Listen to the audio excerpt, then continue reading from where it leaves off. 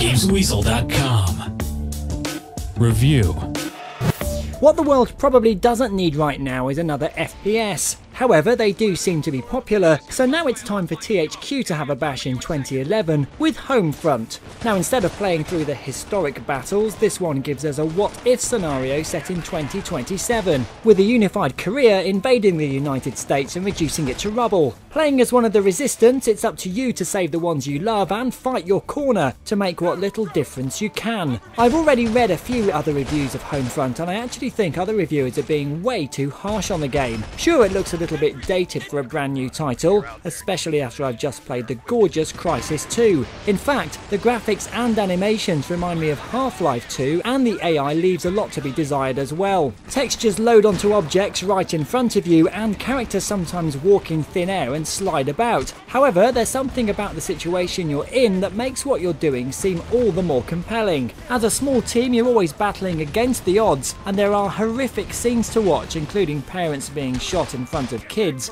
bodies being bulldozed into mass graves, and phosphorus missiles setting a whole platoon on fire. This certainly is the opposite of Call of Duty's "Booyah, ain't war fun" approach. Combat is what you'd expect, controls are identical to Call of Duty, and they've even ripped off some of the franchise's mechanics, including slow motion scenes which require accuracy, and a whole airstrike mission. There is one thing that is great fun to play with though, and that's the Goliath, a giant radio controlled buggy of doom. You can select targets for it to fire at, and there's something very satisfying as it bursts through a wall, drives over a load of cars and blows your enemies into smithereens. Single player comes in at about 5 hours, so it's a good thing they've also gone to town on multiplayer as well. Based around death matches and holding ground, you not only control troops and vehicles, but can also use currency from the battle to buy new ordnance, including radio controlled drones with guns on them. It's a refreshing change and means the battlefield doesn't get overloaded with people in vehicles. I don't think it's going to rival COD's online base, but it does offer a very good alternative. If you're not too fussed with graphics and you want a game that will make you feel some emotion during all the killing, then Homefront is definitely worth a look. It's flawed but certainly not terrible, so it gets a good 6 out of 10.